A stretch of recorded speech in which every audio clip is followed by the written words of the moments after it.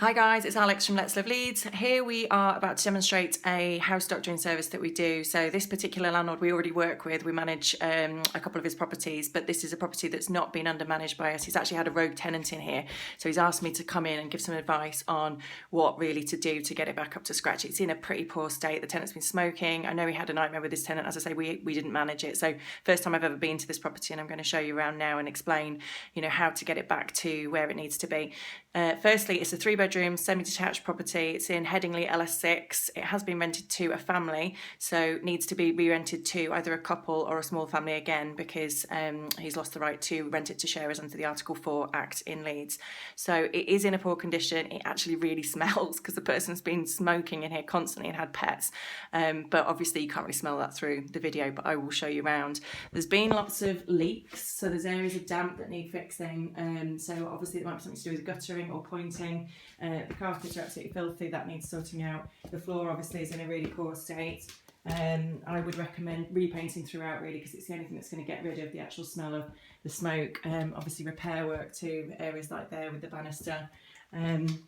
Completely whitewashing this, I would, and new carpets everywhere. You can really see that the tenant really looked after this property while they were here, but I believe they were in for some time. So again, there's evidence of a leak from the bathroom upstairs that's come through into the kitchen, which you can see looks pretty nasty up there, but that just needs addressing. And going up to the bathroom, you can actually see what the problem is. So in here again, I would replace the tiles because they're cracked. I would also obviously thoroughly deep clean everything, address the damp issue up there, make sure that's sorted out. But the kitchen itself doesn't look too bad. It's fairly recently installed.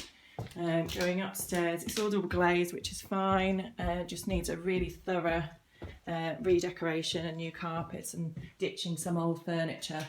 And immediately when I looked into the bathroom, I can see there's towels missing, the toilet seat's cracked. So that's obviously where there's been some escape of water. It's obviously been going straight down, onto the kitchen area, possibly underneath the bath as well.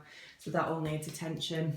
It is pretty dated. I would probably recommend retiling, but it just depends on the actual budget of the landlord, so I'll be discussing that with him. And obviously there's a lot of junk to clear out, so plenty to do. So I'm taking you through into what probably is the master bedroom here. Again, new curtains I would do.